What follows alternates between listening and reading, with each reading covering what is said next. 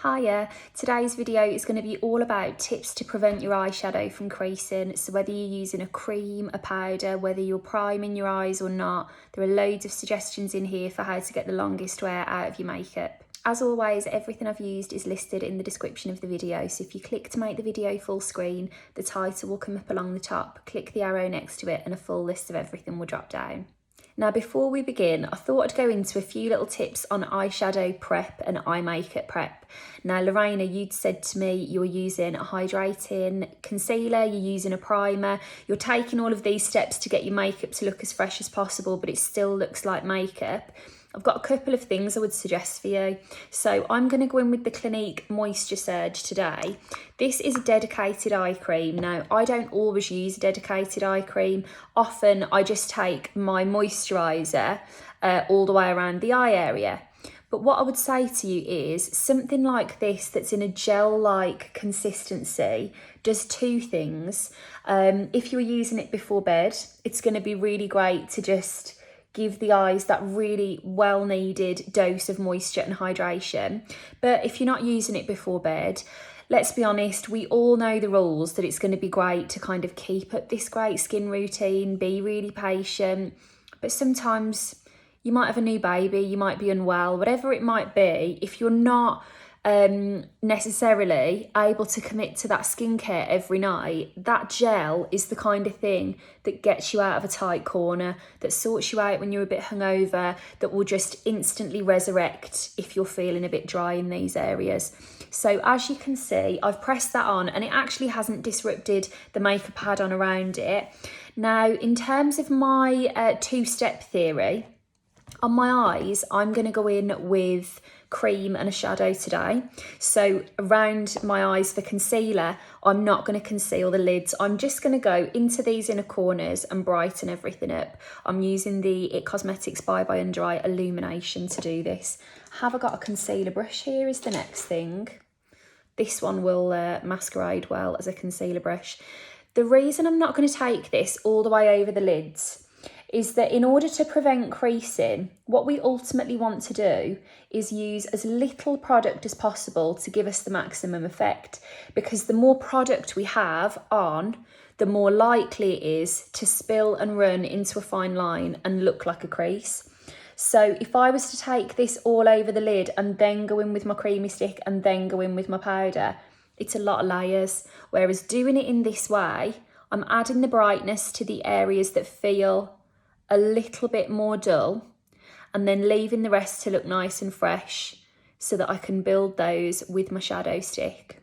Now, I've just gone into the inner corners with that. I'm going to avoid the under eyes for now. At the end, if I still feel like I need it, I can go back in with it. But ultimately in the beginning, I would just like to use, as I say, as little as possible and see how I get on. Okay, I'm not going to use an eyeshadow primer today because I'm going to use a creamy stick and then my shadow, and that's going to be my steps. But if I was going straight in with a powder eyeshadow, this would be a great moment to prime. Now, you could have taken that concealer all the way around the eye as well and set it with a bit of powder. That would work really well. But I thought I'd also just run you through a few eyeshadow primer suggestions that you might like. One of them is the NARS Tinted Smudge Proof Eyeshadow Base. This comes in a completely clear formula, or it comes in various shades, and it essentially will prep the lids for shadow and really grip the shadow, but it also gives you a nice level of coverage, so it will help to knock out any discoloration. If you're looking for concealer, but you also want to prime your lids, that's a really great hybrid. Now, Catherine, Lisa, you had both said to me you've both got this one and you're enjoying using it, but you're still noticing that you're potentially seeing some of those creases.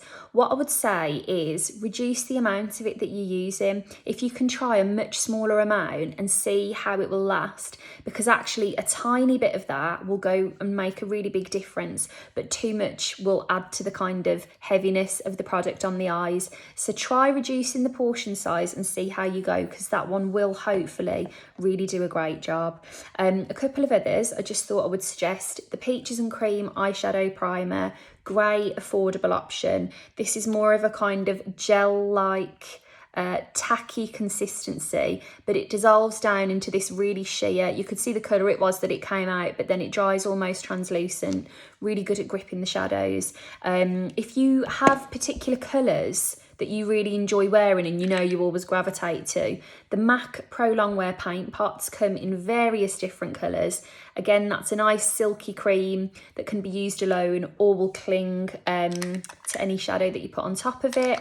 And then another one, I think if we're talking eye primers, you can't not mention the Urban Decay Primer Potion. This is another primer that comes in various consistencies, colours. I mean, it's a bit of an icon in terms of, you know, it's got a really, really cult kind of following, but very good at gripping those shadows and making sure they're not going to move. So if you want your primer, there are some suggestions. I'm going to show you the joy of using a bit of a creamy stick and a powder to get that lasting wear. Okay, Danielle, you wanted to see a bit more of the Vive ones.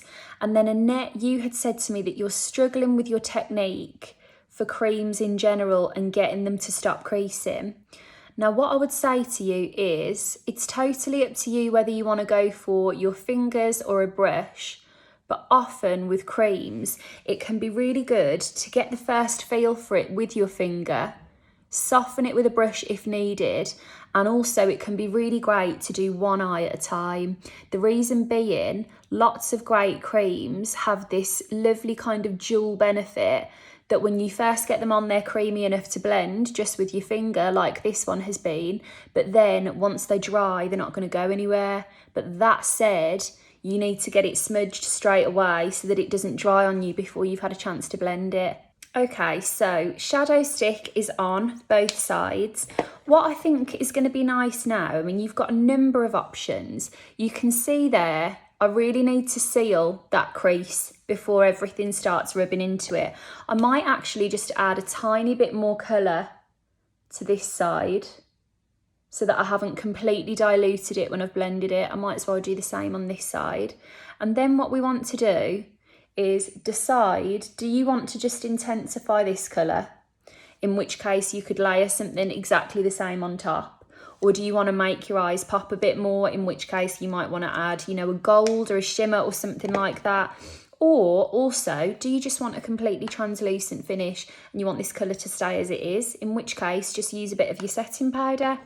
I am going to go in with a little bit of MAC Swiss chocolate and I'm going to press this on with a flat brush and then buff the edge between where the shadow ends and the crease begins. I'll show you what I mean. I'm pressing this on rather than rubbing it in. I'm going to do the same on the other side. And then I'm going to take a tiny bit of that colour and just join the bridge between that wand and the Swiss chocolate. And now you've had the benefit of the cream, which was really easy to blend. You've got the lasting power of the powder, and those two together are going to last twice as long, and hopefully nothing's going to crease. Or if it does, you know, the thing is as well, I think it's important to know everything moves a little bit. That's the nature of makeup. But if it does move, it's going to be nowhere near as noticeable as if it was a cream or a powder on its own.